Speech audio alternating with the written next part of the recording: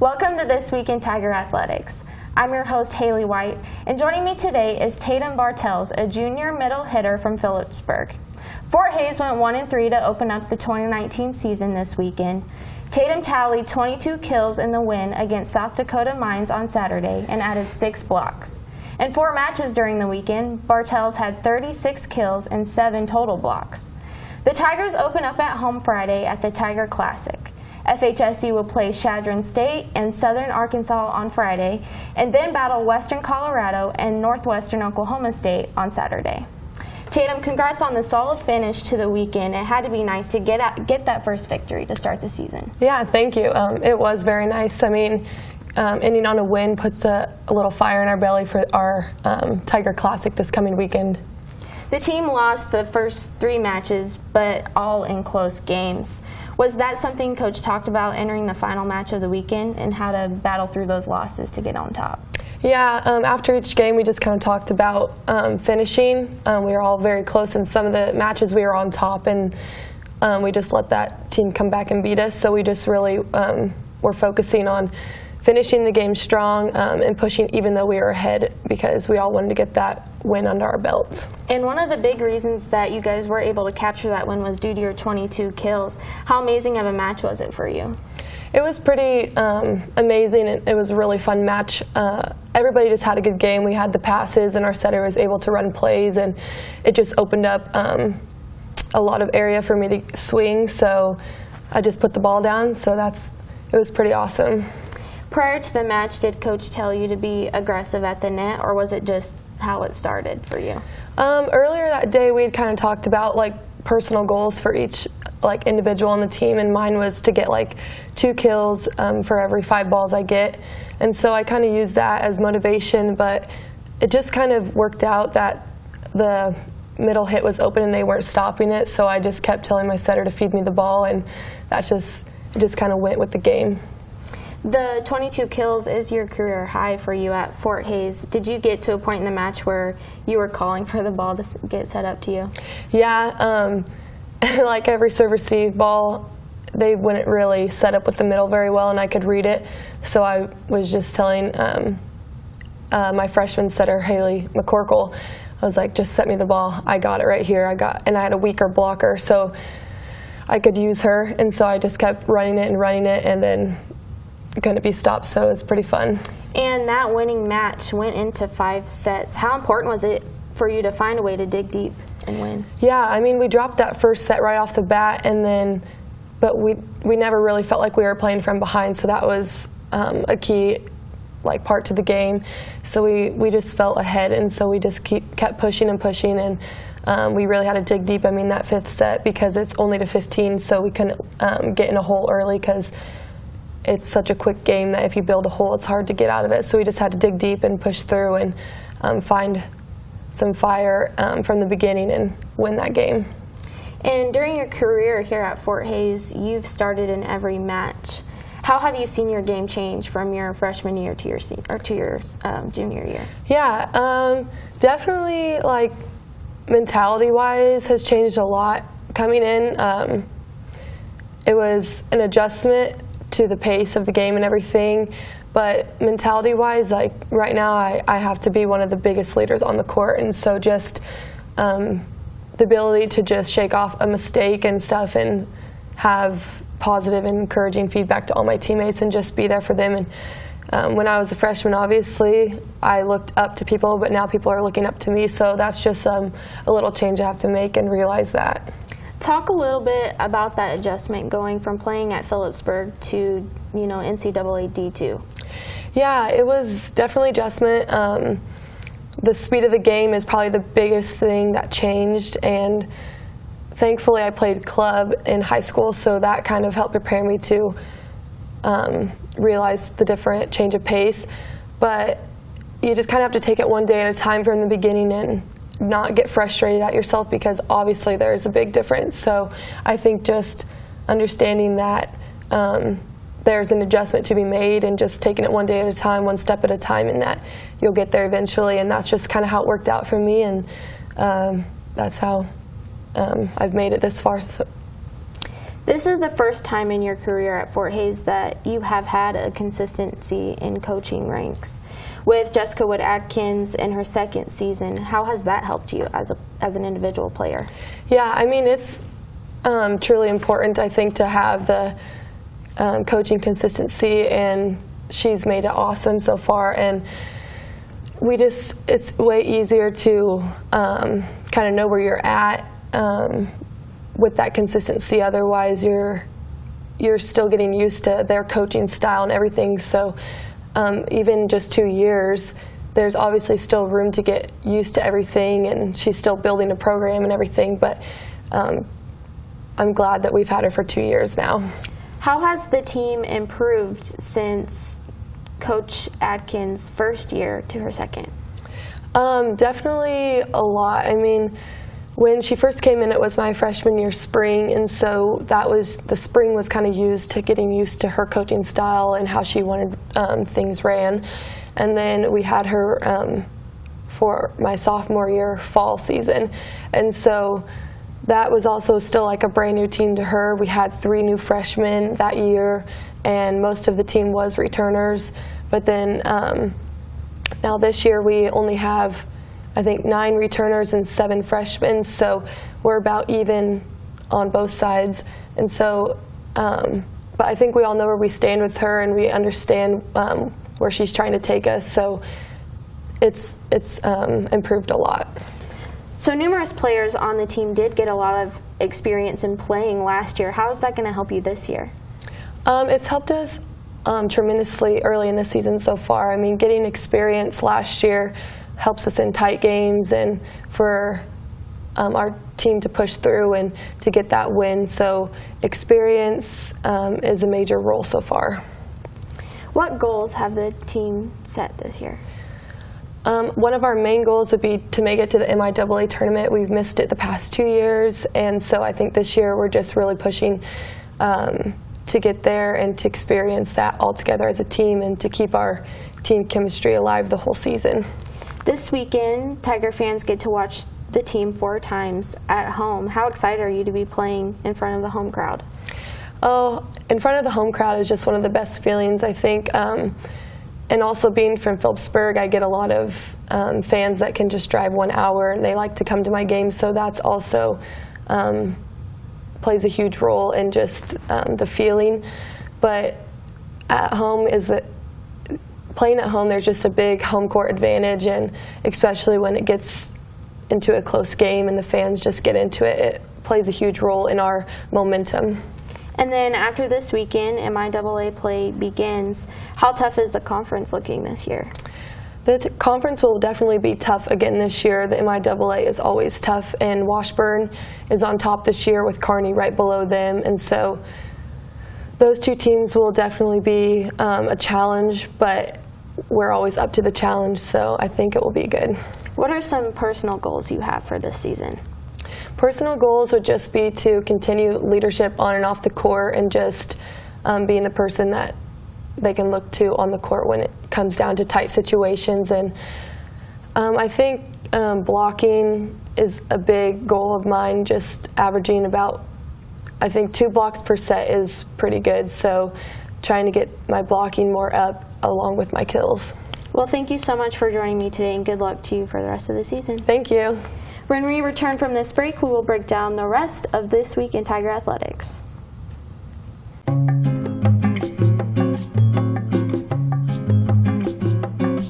He often climbs to the 3rd floor of Rarick without taking a second breath. No matter when he submits his assignment to Blackboard, it is considered early, even if it is 5 days late. The line at Starbucks parts when he arrives. He considers the homecoming bonfire a small flame for s'mores. Every time he walks downtown, it's considered a march to Maine. His doodles on scrap paper are framed and hung in Rarick Hall. Once he parked in a 30-minute zone overnight, and the campus police left him a thank you note and a gift card.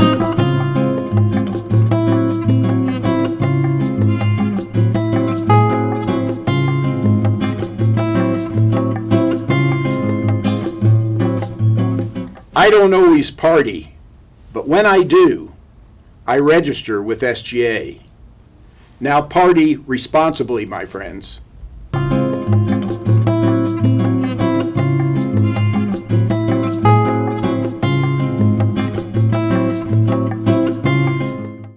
Welcome back.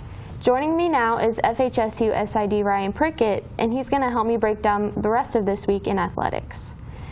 So first off, Fort Hays football fell to Central Missouri. It was kind of like deja vu, just flip side. They lost to a pair of late touchdowns to Central Missouri. Yeah, just like you said it, the year prior, we got a couple of kind of gifts laid in our lap from Central Missouri. We were down 16-6 back in 2018 in the opener here in Hays, and a few things broke our way late in the game, and we got the ball back on a key turnover, got a couple of late touchdowns in the last 5 minutes, and won that game. And so yeah, I mean, going into that game back on Thursday night here last week, we knew it was going to be a tough battle. Their top quarterback was back again, the Bulls kid that got injured in the game against us to start the year last year, and that's kind of a lot of the reason why Central Missouri probably kind of struggled like they did throughout the rest of the 2018 season. But we knew they're a lot better team than that when he's a quarterback, and you know, they're receiving votes in the national rankings for a reason, and they've just played us really well offensively quite a few times in the last 5-6 years.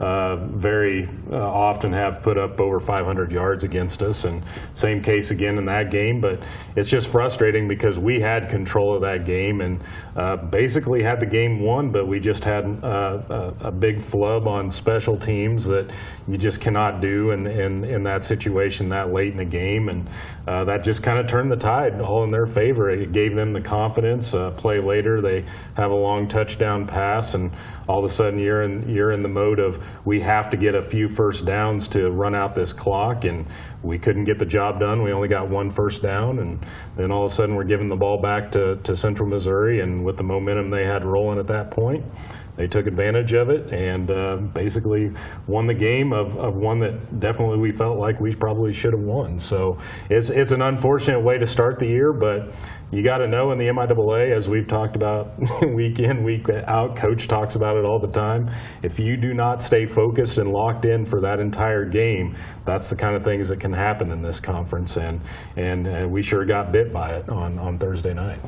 And they'll have this week to start a clean slate at home. They'll play Missouri Western for the home opener on Thursday night. Yeah, and that's one that the guys I'm sure have circled because that's a team they lost to last year. Probably a game that everyone was thinking, oh, we should go win that game on the road. Missouri Western was just in their second year under that head coach last year, but I guess notoriously had been really good in their home openers for years, and it was the same case again last year. We just did not play well in that game, and we've struggled in St. Joe for the last couple of decades. For whatever reason, we just don't play well over there. Hopefully that trend will end here in the coming years.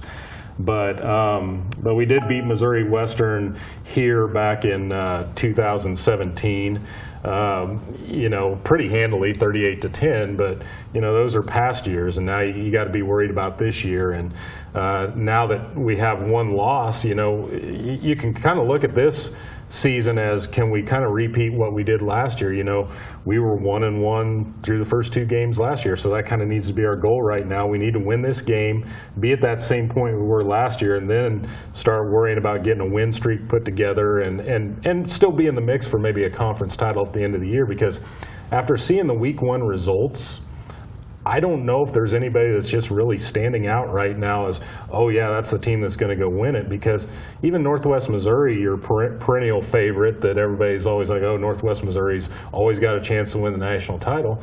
You know, they defeated Missouri Western in St. Joe, but it was 45-35. Right, yeah. And that's a lot of points for the Bearcats to give up. I think I looked it up this morning, but they hadn't given up 35 points in a game since 2014. So that tells me that, well, is Mo West's offense better? You know, that maybe they're the real deal this year. We got to be ready for that this week. Or is Northwest Missouri just kind of taking a little bit more of a step back, and are some of these other schools like a Pittsburgh State, a Central Oklahoma, Central Missouri, are they going to be in the mix at the end of the year? So I think that's maybe what week one we've kind of learned is, you know, maybe this is a really even conference this year, and maybe 8 or 9 wins will win the conference again this year. So we've got to have that attitude and be, you know, in the thought process that we can win this thing again at the end of the year. We just have to get on a roll and not let this first week stumble kind of define us for the rest of the year. Right. So men's soccer kind of had an up and down week. They collected the first win, knocking off Rockhurst 3-0 under first-year head coach Gary Cleary, but they were unable to capture both wins of the week. They fell to Eastern New Mexico 2-0 on Sunday. Yeah, that was kind of a frustrating end of the week. Obviously, we're the number 3 ranked team in the country. I think there's a lot of expectations for this team going into the year, with a lot of that firepower back from last year's team that made the national semifinals. Obviously, we have Santiago Agudelo back, who's the National Player of the Year last year, 26 goals last season, and he's yet to put one in the net yet this year, but you know, I fully expect him to get on a roll here at some point in time. And soccer's kind of a fickle game like that sometimes. It can come in waves for some guys, but you know, it was a big win for us over Rockhurst. That team has perennially been one of the best in the region for several years, and they took a step back last year, and I don't know what they're going to be this year, but to get that 3-0 win over them to start the year, that's big for us. And we hope that Rockhurst goes on and has a decent year just for our strength of schedule to help us out. But Eastern New Mexico could be a surprise team this year after seeing what they did in the first week.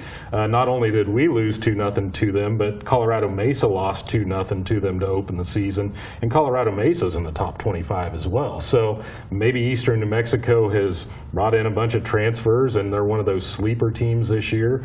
Who knows? But, you know, for our sake, if we can get on a roll and have a good season, we'll hope that Eastern New Mexico has a good year too, because that, like I said, just strengthens your schedule by the end of the year. So, you know, hopefully that's the silver lining of that loss. You don't want, you know, to lose a non-conference match that you feel like, yeah, we're probably the favorite in that match. But, you know, maybe there's a silver lining to it, and it'll actually be all right for us later in the year, depending on how Eastern New Mexico does.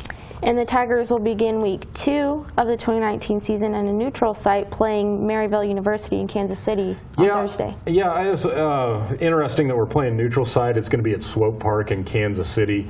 I guess Brett Parker, our former coach, and Maryville's coach last year had agreed to do that at a neutral site for whatever reason. I don't know.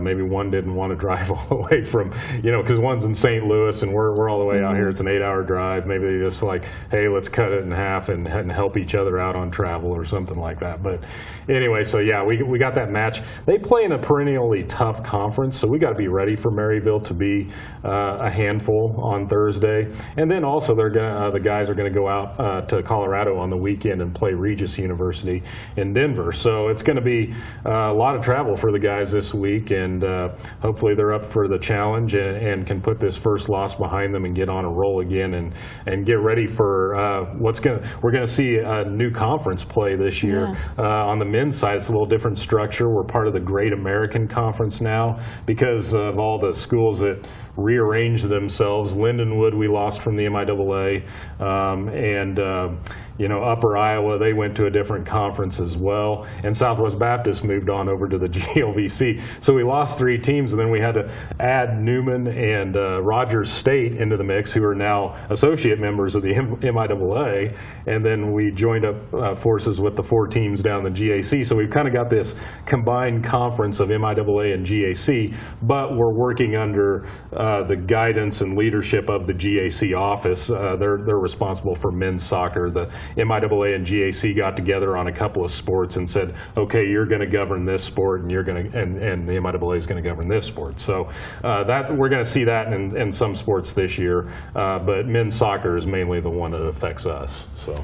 And then back to MIAA play, women's soccer split their weekend road trip with an 0-0 loss against Augustana on Friday, and then a 1-0 win over Sioux Falls on Sunday. Yeah, Augustana has been a really good team for quite a few years now, and the ladies knew that going into that match. That was going to be a tough one on their home turf.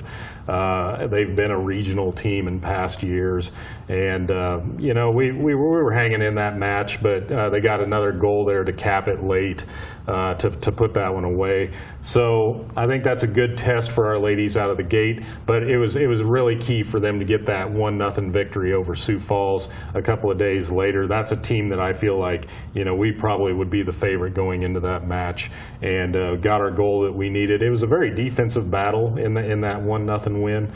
We only, I think, took 7 shots in the match and held them to only 3. So there wasn't a lot of offense going on in that match, but we did what we had to do to get the win. And Deanna Wellbrock in goal actually came up with a humongous save with like 10 seconds left in the match. They got like an indirect free kick in the box area, and she was kind of shielded by a couple of defenders, and ball was going to go in the net if she didn't dive and make the save. So big save for her late, and now we're 1-1. So hopefully good things to come for the ladies.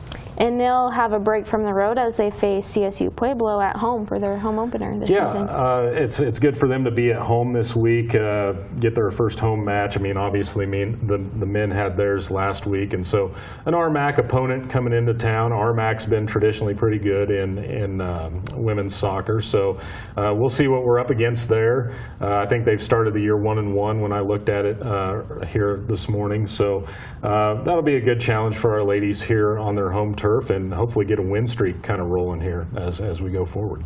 As we move on, tennis produced a 7-0 final score after claiming all 9 matches against Hastings College during their season opener. Yeah, good opener for the ladies. Hastings is a team that from the NAI that I guess agrees to play us pretty much on a year-to-year basis, and a good test for the ladies to get out there early, get a win under their belt before they go play some Division II competition coming up this weekend. So, you know, good for them to sweep all the matches. We had 2 new ladies out there playing for the first time that are true freshmen, and so right now the lineup's a little thin because we'll get one of our returners back in the second semester, but she's doing some study abroad right now, so they're down a player, so they don't exactly have anybody in reserve, so hopefully everybody stays healthy. But yeah, I mean, a good start to the year for them, and we'll see how they do against the D2 competition this weekend. And women's golf opened up the season with a 13th place finish at the Central Region Fall Preview, and senior Taylor DeBoer led the Tigers with the 3rd place finish individually. Yeah, Taylor had a humongous second day at that tournament, fired a 70, which tied the 2nd lowest round in our program's history. So 2 under par. That's really a big accomplishment for her, considering, you know, some of the scores she's put up over the past of her career here at Fort Hays State. So good individual effort, and really what that helps her, if she can play good golf going forward, the more people she beats head-to-head in those regional style competitions, the better chance she has for individual postseason at the end of the year and maybe making an NCAA regional. So hopefully that'll be a good step for her, and it's a good step for the team too. I feel like the team played well, put up that good team score on day 2, rose up about 4 places in the standings, so hopefully that'll be something to build on as they go forward throughout the year. Well, thanks for helping me break down the schedule this week, Ryan. Yeah, no problem. That concludes this episode. Tune in next week for another episode of This Week in Tiger Athletics. And as always, to stay up to date on the latest news and information throughout the week, visit tigermedianet.com.